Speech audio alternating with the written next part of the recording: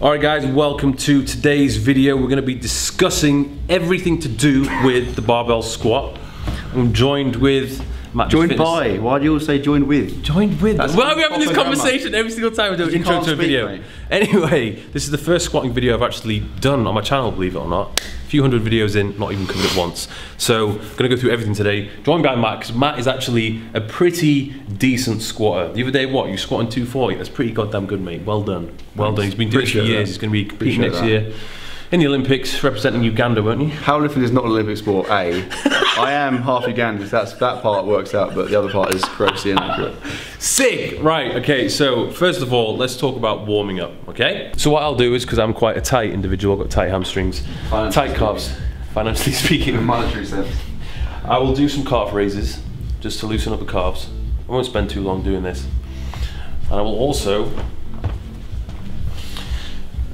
lean back on something, holding onto a pillar, something like that, and just stretch my hamstrings out. So I'm almost mimicking the movement of a squat. The most important element of a warm-up is that it reflects what you're going to do. Like, if you're playing snooker, you're not going to go like for a run because that's unnecessary. You want to do something that's going to replicate the thing you're about to do. Yeah? So if we're squatting today, you want to do squat-specific things. Ideally, actual squatting. Yeah. Something which I do as well when it comes to training legs, I will actually do a hamstring exercise first before I do the squat. Now, not a Romanian deadlift or anything like that because I don't want to fatigue the lower back, but I'll do, more often than not, a seated leg curl, okay? Because that will warm up the hamstrings, it'll be nice and loose, and then I can go into doing my squats. Okay, so one of the issues I have with squatting, which is just down to pure laziness, I don't really do much mobility work, and I have pretty poor mobility in my ankle, poor dorsiflexion, so my knee doesn't really go that far forward out from my foot without my heel wanting to come up off the ground. So if I take a narrow stance and I come down, this is pretty much as low as I can go before I start to like want to tip over forwards. And just to give you like some context as a comparison, right? If I replicate Mike's stance and I go down, I can drop to like full depth, like very comfortably, right? If you're struggling to get to full depth, all you gotta do, right? Every night, just like find a wall, put your foot a certain distance away from it, and try and get your knee to the wall. If you can do it, go a little bit further back and do it again. Keep going until you can't reach the wall. Just sit in that position for 30 seconds. Do it 3 times. Do that every night, like after your sessions. And literally within a week to 10 days, your squat depth will improve. If you're lazy and you want a quick fix, you find yourself a ramp, which hopefully your gym has, and you'll notice that what this will do, it will elevate the heel and it'll allow my knees to go further forward. Okay, so I can go a little bit deeper and keep my back more upright. So Matt, talk to me a little about squat shoes because you've been telling me to get a pair for quite a while. Yes, and have you got any? No. No, which sums Mike up as a person. A lazy waste of space. So squat shoes, as Mike alluded to earlier with the raised platform, so they serve 2 purposes. The first one being just that. It gives you a little bit of heel elevation, which puts you in that position there, which allows you to get your knees over your toes much easier and therefore hit depth. The second and equally key purpose they serve is that it gives you like a really solid base. If you look at Mike's trainers, for example, I'm not going to be squatting in them. Yeah, this is like, you see this all the time, it's such a bad like state of affairs. If you're squatting in a squidgy shoe, A, you're super unstable, so you're going to be like wobbling over, you're asking for like an ankle injury. And secondly, because they're squidgy, they're going to absorb your force, right? If you try sprinting on a hard concrete surface and then try sprinting on a beach, right? A beach is way harder because the sand absorbs your force, so you can't generate as much power off it. Exactly the same thing. If you're squatting those, you're literally losing so much of your power. So a really hard, solid sole is key. If you can't afford or you can't get squat shoes, even just a hard, like flat sole, like a plimp sole, you can get for like £5 from a shop. Like even going in socks and bare feet is better than wearing trainers. So what I'm doing as well, because of my poor mobility, I will take a bit of a wider stance, okay? Especially if I'm doing this flat-footed, no heel elevation. It's just not going to happen if I keep my feet narrow and toes pointing forward. So I take a wider stance, point my toes out a little bit, ensure that my knees are going and pointing in the same direction which my toes are, and that allows me to get that depth.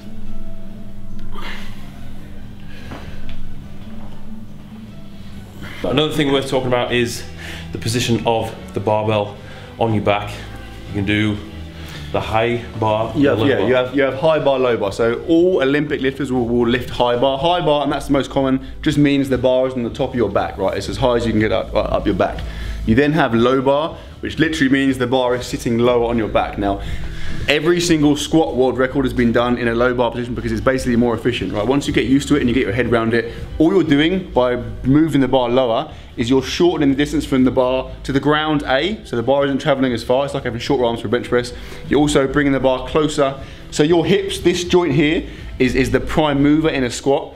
And by bringing the bar closer to your hips, you're making the movement more biomechanically efficient. Therefore, long term, you're gonna lift more weight. So when you're going for the low bar position, you just wanna try and visualize yourself bringing the bar down so it's resting on your rear delts, not at the top of your traps, on top of the rear delts. With a squat, and the same goes for any kind of heavy compound, if you get your breathing right, you can A, improve performance, and B, massively protect yourself from injury. So when I squat, and what, again, most kind of powerlifters will do, is before they start the movement, you get an enormous inhalation of breath. So you inflate your lungs as much as you possibly can. You then close your mouth, and it helps like pushing it sounds weird, but you push your tongue against the roof of your mouth, and you kind of lock that air in. You then hold that breath for the entire rep, all right? You then reset, get your breath again, same thing. So key thing to think about as well, this is absolutely essential. When you're doing this, you need to be able to keep your spine neutralized, so you need to protect it. I almost have a little intention of almost trying to push my lower back in ever so slightly. You don't want it to be bending that way. That is a recipe for disaster, okay? Keep your chest high and your head in line with your torso. So don't look down, don't look up. If you're a complete beginner, you're doing squats for the first time and you're doing like 40 to 60 kilos, having a belt and knee straps, I would say is pretty unnecessary unless you do have a bit of a dodgy spine, you've had previous injuries with your spine, then you may need that additional protection. Yeah, like you can, same with anything, you know, you can squat, like there are guys that squat way heavier than me and don't use any sleeves, any belt at all, you don't need to wear them. But again, going back to the shoes, like it's the same thing, and the knee sleeves, same thing. A, it increases performance, having a belt. Going back to the breathing thing, when you get that massive breath in and you hold it, if you've got a tight belt, you can push against it and it makes it much harder and much easier to do that, makes your torso way more rigid. And in terms of performance, again, because you can brace against the belt, it's gonna mean that when you drop down to the bottom of your squat, you're gonna bounce up that much quicker. I would say if you are a beginner, it's probably gonna be better for you to do it in front of a mirror so you can see yourself. And if you can actually get someone to record you doing it so you can see what you're doing in the squat from a side on angle, or just different angles, because you know, if you're just seeing yourself straight on, you don't really know what is fully going on. So when it comes to rep ranges when you're doing your squats, it's really dependent upon goals. Once again, if you want to build mass, size, you really think about wanting to do reps 7, 8 and above, between 8 and 12. That's usually kind of like the hypertrophy range, but it can vary in and out of that sometimes. For strength, so for strength, you're probably gonna cycle both. So like, typically you're gonna be working more in the kind of 4 to 6 range for most of the time. Sometimes you're gonna go even down like there, even down to like 1 or 2 reps, because obviously that's a skill. Like you can be great at doing 10 reps, but if you then go and do a 1 rep max, you're gonna find it really hard because your body isn't used to doing a really heavy single. Yeah. So you want to kind of cycle those. Beginners should not be coming in and trying to do a 1 rep max. That is a recipe for disaster. That's like the most common flaw. People will like, they'll hit, you know, like a PB and they'll get addicted and they'll come in and try and hit PBs every single week. And as well as being dangerous, it's also like, you're not gonna get stronger because like when you're testing a single, that's what it is, you're testing. You're not actually getting any better. You know, you're training the skill to an extent, but that's not enough volume to elicit like a training response. If your goal is to have massive legs, you don't necessarily need to do squats. I've done a video on this talking about whether or not you need squats or not. But generally speaking, squats are a very good exercise. Okay, if your goal is to do an exercise which is going to burn a lot of calories, squats is going to be good for that. If you want to do an exercise which is going to build up your legs and your core strength and size, squats is a very good exercise. And looks sick. Yeah, you look like an absolute sicko in the gym. So that is it, guys. Hope you've learned a few things from this video. Thank you, Matt, for joining me. No, Mike, thank you. It's been great. And thank the people of this wonderful town. Yeah, and Matt's just released another ridiculous video. We did another army test, absolutely outrageous. They somehow keep getting worse and worse. Yeah. We've done some pretty weird things together. Yeah, we have. And most of those have not been on video as well. Just putting it out there. So go over to Matt's channel, go subscribe to him, and if you haven't subscribed to me already, subscribe to my channel. See you guys soon.